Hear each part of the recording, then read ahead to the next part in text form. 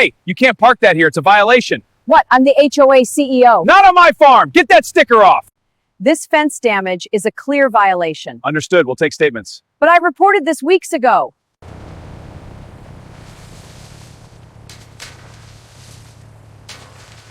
This is a violation. Move that vehicle now. I don't see a problem. It's blocking access. I'll fine you. Go ahead. At the far edge of Hollow Creek County, where the asphalt roads gave way to gravel and the gravel gave way to open earth, sat a piece of land that had belonged to the Mercer family for nearly 70 years. The farm stretched across rolling fields of corn, a weathered red barn, and a long dirt access road that curved like a scar through the property before disappearing into the tree line. For Ethan Mercer, the land was more than real estate. It was memory, legacy, and survival woven into soil. Every fence post had a story. Every acre had been worked by hands long gone. Ethan had inherited the farm from his late father, along with the stubborn sense of pride that came with it. He had spent the last decade keeping the place alive against rising taxes, corporate developers, and the ever-growing suburban neighborhood that had crept closer each year. That neighborhood was Willow Ridge Estates, a polished development of identical houses, manicured lawns, and an aggressively active homeowners association. What had once been open countryside beyond Ethan's fields was now a sea of cul-de-sacs, decorative lamp posts, and freshly planted shrubs. At the center of it all stood the Willow Ridge HOA board, and at its head was its infamous president, Denise Halbrook. Denise was the kind of woman whose authority extended far beyond the boundaries of her own neighborhood. She carried herself like a self-appointed ruler, treating every patch of nearby land as if it existed for the convenience of Willow Ridge residents. She had transformed the HOA into a machine of rules, fines, and endless complaints. Overgrown hedges, trash cans left visible after pickup day, children's toys in front yards. Nothing escaped her attention. Unfortunately for Ethan, Denise's attention had turned toward his farm. It started with tire tracks. At first, Ethan noticed the marks cutting across the edge of his north field, deep grooves pressed into the damp soil after an overnight rain. He assumed it was a lost driver, maybe a teenager taking a shortcut. But then it happened again, and again.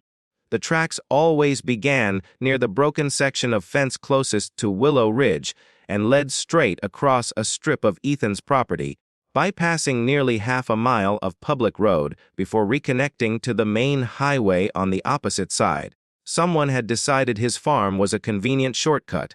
What infuriated Ethan most was the damage. Freshly seeded patches were torn apart by spinning tires. Fence posts were knocked loose. One morning, he found a row of young corn stalks flattened into the mud, as though a vehicle had deliberately cut the corner too sharply. Then he saw the SUV. It was a white luxury crossover with a gleaming HOA parking decal in the rear window. It rolled confidently through the opening in the fence as if crossing a private driveway, sending dust into the morning air. Ethan stood frozen on the porch, coffee cup in hand, watching the vehicle snake across his land without hesitation. By the time he reached the road, it was gone. The next day it happened again, and the day after that. Soon Ethan learned exactly who it was. Denise Halbrook had begun using his farm as her personal route to the county offices, shaving several minutes off her commute, and, in her mind, justifying the trespass as some unspoken privilege.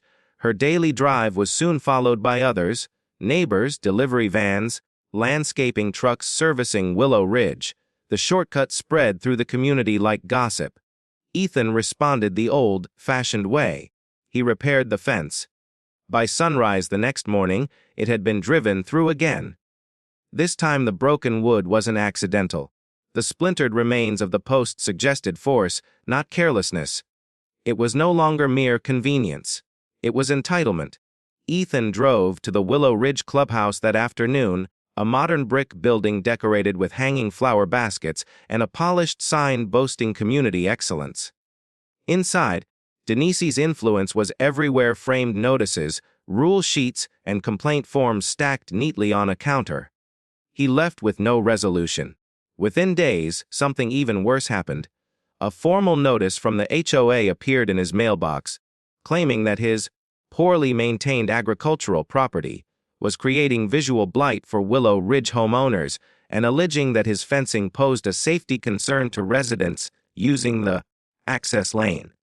Access lane. They had already renamed his land. The audacity of it left Ethan stunned. By the end of the week, he parked near the north field before dawn, determined to catch the next trespasser.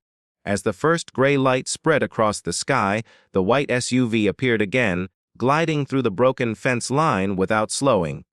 This time, Ethan saw Denise behind the wheel. The vehicle cut across his field, tires tearing into wet earth, and disappeared toward the highway. Ethan stared at the fresh damage left behind, anger hardening into something colder and more deliberate.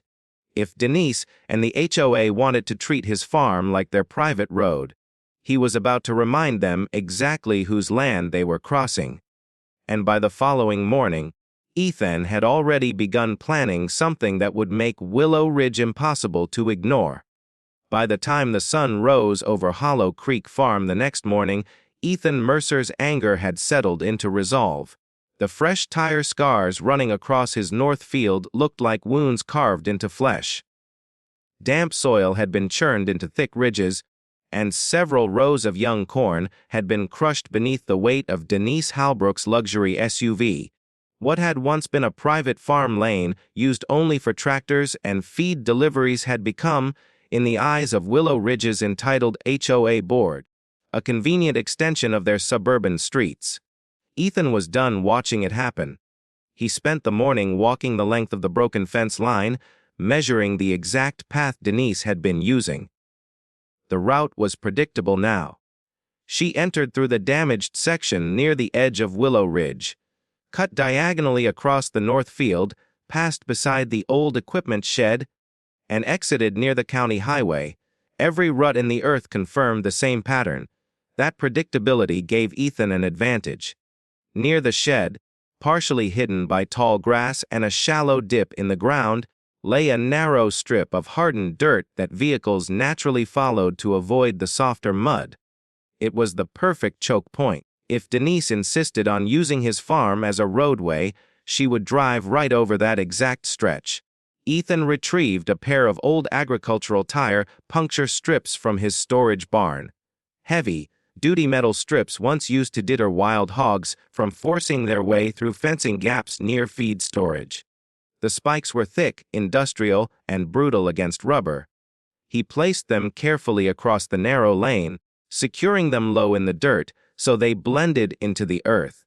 From a distance, they were almost invisible beneath a thin layer of dust and straw. Then he waited. Morning turned to afternoon, and afternoon faded into evening. For a moment Ethan wondered if Denise had finally understood the message. But just after sunrise the next day, the familiar white SUV appeared again at the edge of the field. It did not slow. The vehicle swept through the broken fence line with the same arrogant confidence as before, tires throwing dust into the pale morning air. It followed the usual path, gliding toward the hidden choke point near the shed. Then came the sound. A sharp metallic crack split the silence, followed by the violent hiss of air escaping rubber.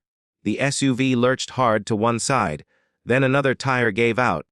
The vehicle skidded sideways, dragging through the dirt before coming to a grinding halt at an angle, one front wheel buried halfway into the soft edge of the field.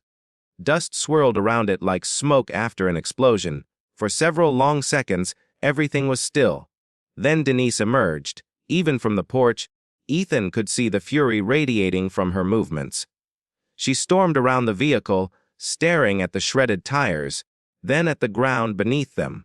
Her gaze swept across the field until it landed on Ethan standing in the distance. The confrontation that followed spread through Willow Ridge faster than wildfire. By noon, 3 HOA board members had arrived at the farm entrance, followed by a tow truck and several residents who gathered at a distance as if attending a neighborhood spectacle. Phones were out. Cameras were recording. Within hours, social media groups for Willow Ridge were flooded with posts painting Ethan as a dangerous, hostile landowner. But Ethan had something stronger than public opinion. He had survey maps, property deeds, and security footage from the trail camera he had mounted near the broken fence the previous night. The footage clearly showed Denise entering his private property without permission. That should have ended it. Instead, Denise escalated.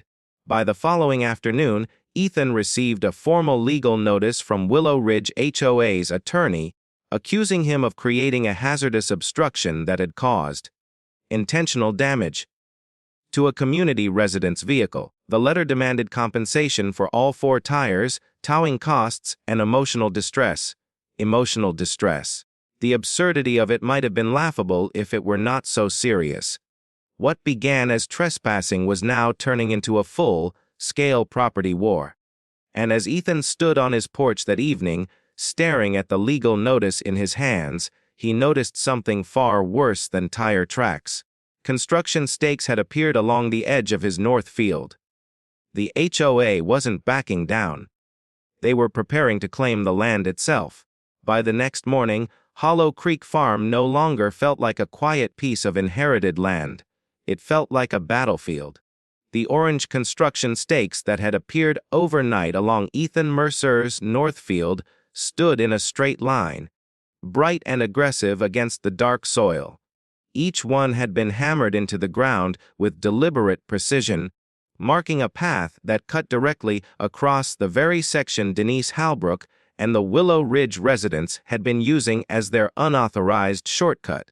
Ethan walked the line slowly, his boots sinking into the soft earth as he followed the stakes from the broken fence toward the county highway. The placement was no accident. They traced almost the exact route of the tire ruts, as if someone had decided that repeated trespassing had somehow transformed his private farmland into a permanent access road. At the final stake, a laminated notice had been tied to a wooden post. Parpamer GNCYSCCESSEMT GOA. Ethan stared at the words in disbelief. This was no longer just Denise acting on personal entitlement. The HOA board had now formalized the trespass into an attempted land seizure. Under the justification of community safety and emergency vehicle accessibility, they were clearly preparing to petition the county for a legal easement through his property. The claim was outrageous. Willow Ridge already had 2 fully paved public exits connected to the main county roads. The so-called emergency route through Ethan's farm was nothing more than a convenient shortcut designed to preserve the neighborhood's traffic flow and property values. But Denise had always known how to dress greed in the language of public good. By noon, a county survey truck had arrived at the roadside. 2 men in reflective vests stepped out, carrying clipboards and measurement equipment. Ethan approached before they could step onto the field. The explanation they offered only deepened the conflict.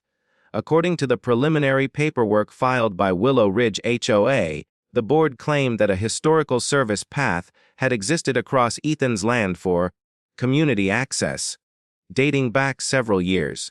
Because residents had allegedly used the route continuously and without interruption, the HOA was attempting to establish a prescriptive easement.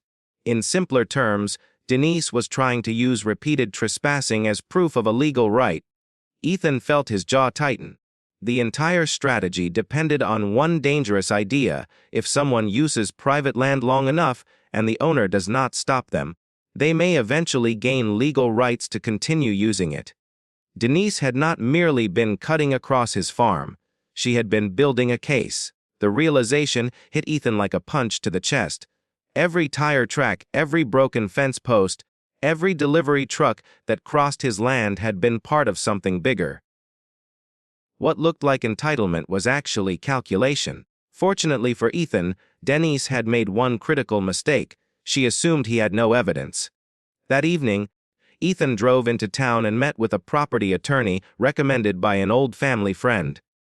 By the time he spread the farm deeds, tax maps, and trail camera footage across the lawyer's desk, the situation had become painfully clear. The footage was devastating for the HOA's claim. It showed Denise's white SUV entering through a forcibly broken fence line multiple times over several weeks.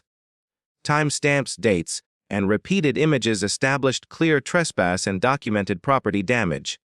More importantly, the repaired fence appearing in earlier footage proved that Ethan had actively tried to stop access. That single fact destroyed the HOA's argument of uninterrupted, uncontested use. The attorney immediately prepared a cease and desist notice and a formal objection to the county's easement review. For the first time, Ethan felt a measure of control returning. But when he arrived home late that night, headlights swept across the field. Several vehicles from Willow Ridge were parked near the stakes. Residents had gathered at the edge of his farm, and Denise stood among them, pointing toward the land with the cold confidence of someone who believed victory was inevitable. Whatever she was planning next, it was no longer just about a shortcut. She wanted ownership, and by morning, Ethan would discover just how far the HOA was willing to go. By sunrise, the conflict had crossed a line that could no longer be explained away as paperwork, legal maneuvering, or HOA arrogance. This time, it was physical. As Ethan Mercer stepped onto his porch with his usual mug of coffee, the sight before him stopped him cold. A brand new white vinyl fence had been installed overnight. It stretched across the north field in a clean, artificial line, cutting through his farmland like a blade. The glossy panels stood in violent contrast to the weathered wooden posts Ethan's father had built decades earlier. Worse still, the fence didn't simply border Willow Ridge's property line. It extended nearly 30 feet into Ethan's land, enclosing the exact strip Denise Halbrook had been trying to claim as an emergency access easement. They had not waited for county approval. They had simply taken it. Fresh tire tracks surrounded the installation area, and several decorative shrubs had already been planted along the fence base, as if the HOA wanted to create the appearance that this had always been part of the neighborhood. Ethan's pulse surged. This was no longer trespassing. This was encroachment and deliberate property seizure. He crossed the field immediately, boots pounding against the damp earth. The closer he got, the worse it looked. Fence posts had been driven deep into the ground, cutting through irrigation lines and crushing part of a drainage trench he used during heavy rain. One of the posts had been installed directly through a section of newly seeded corn rows. The damage was intentional in its carelessness. At the far end of the fence stood a fresh metal sign, "While you ready GP UIT a CCS" beneath it, in smaller lettering, "Neno far mind HEIS po INDs point." Ethan stared at the sign in disbelief. His own land. They were attempting to ban him from his own land. Within an hour, he was at the Willow Ridge clubhouse. Denise's silver sedan sat in its usual reserved spot, the front tires newly replaced after the spike strip incident. The clubhouse parking lot was already filling with board members and a handful of curious residents who had clearly heard about the latest escalation. When Ethan entered, the atmosphere inside was almost celebratory. Maps of the neighborhood expansion plans were spread across a conference table. Several board members were reviewing printed property sketches, and Denise stood at the center, calm and composed, carrying herself with the smug confidence of someone convinced the law would bend to her will. She had taken the fight from his farm to a public spectacle. By midday, the dispute had reached the county office. Ethan's attorney filed an emergency injunction request, supported by land surveys, title records, and photo evidence of the overnight fence installation. The survey documents were clear. The entire fenced strip remained legally part of Hollow Creek Farm, fully taxed under Ethan's name. The HOA's move was not just aggressive. It was illegal. Still, Denise refused to back down. That afternoon, Willow Ridge residents began using the newly fenced road as if it were already an official private road. SUVs, golf carts, landscaping trucks, and even joggers moved through the enclosed strip, turning Ethan's farmland into a suburban corridor. The message was obvious. The HOA intended to create community use, fast enough to influence public perception before the court could intervene. By evening, social media in the county had erupted. Videos of the fence, the sign, and the growing property dispute spread across local Facebook groups and neighborhood forums. Opinions split sharply. Some residents called Ethan unreasonable. Others were furious at the HOA's blatant land grab. But just as Ethan began to think public attention might help him, something worse happened. A county inspector's truck pulled into his driveway. Someone had filed multiple complaints against Hollow Creek Farm: unsafe fencing, agricultural runoff, unlicensed storage structures, noise violations. Denise had opened a second front in the war. If she could not win through land claims alone, she would bury Ethan in inspections, fines, and regulatory pressure. As dusk settled over the fields, Ethan stood beside the stolen strip of land, staring at the white vinyl fence glowing under the streetlights from Willow Ridge. Tomorrow, the court hearing would decide whether the HOA's fence stayed standing, and Ethan was beginning to realize Denise had been planning this for far longer than anyone suspected. The morning of the hearing arrived beneath a gray sky that seemed to mirror the tension hanging over Hollow Creek County. By 8 o'clock, the county courthouse steps were crowded. Residents from Willow Ridge Estates had gathered in clusters, whispering among themselves and watching every vehicle that pulled into the lot. Some had come out of loyalty to the HOA. Others had come for the spectacle. In a county where most disputes involved fence lines, livestock, or drainage ditches, a full-scale war between a family farm and a suburban HOA had become the kind of drama people followed like serialized television. Ethan Mercer walked up the courthouse steps with his attorney, carrying a thick folder of deeds, tax maps, photographs, and printed stills from the trail camera footage. He had barely slept. The image of that white vinyl fence cutting into his north field had replayed in his mind all night. Inside the courtroom, Denise Halbrook was already seated with the HOA's attorney and several board members. She wore the same expression she always seemed to carry: cool, rehearsed, and almost offensively confident. The Willow Ridge Board had positioned the dispute as a matter of public necessity, insisting the enclosed strip was needed for resident safety and community emergency access. But Ethan and his attorney were ready. The hearing began with the HOA's petition to maintain temporary control of the disputed strip until the county easement review was completed. Their attorney presented maps, community plans, and a polished argument centered on continuous use. According to the HOA, residents had been using the road for years as an accepted passageway, creating what they claimed was a legal prescriptive right. Then came Ethan's turn. His attorney methodically dismantled the claim. The farm deed was entered first, clearly establishing the full property boundaries under Ethan's ownership. Then came tax records proving Ethan had continuously paid taxes on every square foot of the disputed land. Next came the photographs, images of broken fence posts, tire tracks across newly planted crops, the white SUV entering through a forced gap, and finally, the trail camera footage. The courtroom fell silent as the video played. There was Denise's vehicle, unmistakable and time-stamped, repeatedly driving through a broken fence line, crossing private farmland without permission. Earlier footage showed Ethan's repaired fencing, proving he had actively tried to block access. The legal meaning was devastating. This was not uncontested use. This was repeated trespass after explicit obstruction. The judge's expression shifted. But the real turning point came from something Ethan's attorney had uncovered the previous evening. County records revealed that Denise and the HOA board had quietly submitted preliminary development sketches months earlier.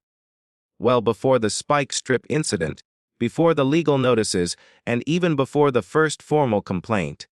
The plans showed a proposed expansion of Willow Ridge, and the route cutting through Ethan's north field was labeled not as an emergency lane, but as a future private resident access road for Phase 2 development. The courtroom atmosphere changed instantly. This had never been about safety. It had been about increasing property values and opening a new line of residential lots in the expansion area behind the farm. Denise had been laying the groundwork from the beginning. Repeated use of Ethan's land was never accidental. It was part of a deliberate strategy to manufacture the appearance of established access before filing for legal rights. A planned land grab. The judge was visibly unimpressed. By the end of the hearing, an emergency order was issued. The HOA was instructed to remove the white vinyl fence within 48 hours, cease all use of Ethan's land immediately, and halt any further claims pending a full civil review. For the first time in weeks, Ethan felt the weight begin to lift. But as he stepped out of the courthouse, he saw Denise speaking rapidly into her phone, face tight with controlled fury. She was not defeated.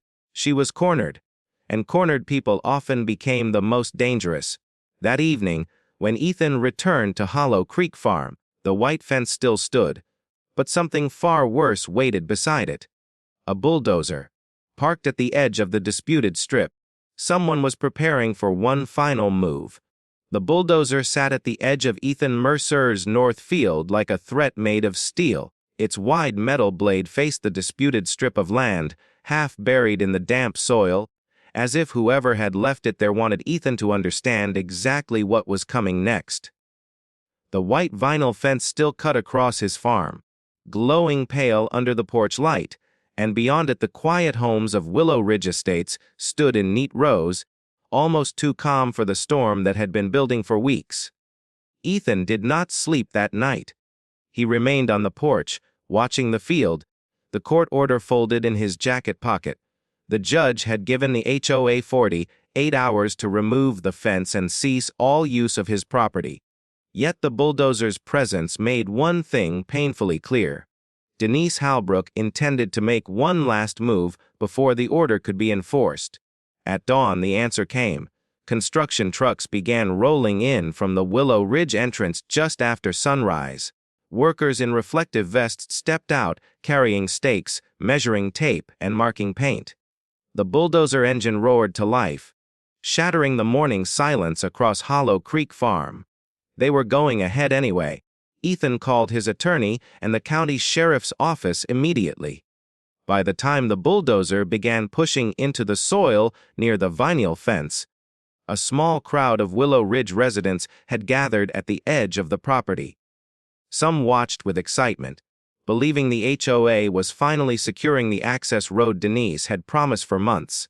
Others looked uneasy, clearly aware that the court had already ruled against the board. The machine pushed forward, carving into Ethan's irrigation trench. That was when the sheriff's vehicles arrived. 2 patrol SUVs rolled onto the dirt lane, lights flashing across the field. Deputies stepped out and crossed directly toward the equipment operators, holding copies of the emergency injunction. Everything stopped. The bulldozer engine cut out. The workers stepped back, and then Denise arrived. Her white SUV, fitted with its second new set of tires, came to a sudden halt beside the crowd. She emerged with the same rigid confidence Ethan had seen since the beginning. But this time there was something different beneath it. Desperation. The deputies moved quickly. The court order was read on site. The HOA was officially in violation for failing to remove the fence and for attempting further construction on private land under injunction. The sheriff informed Denise that continued interference could result in contempt charges and civil penalties. For the first time, her control cracked.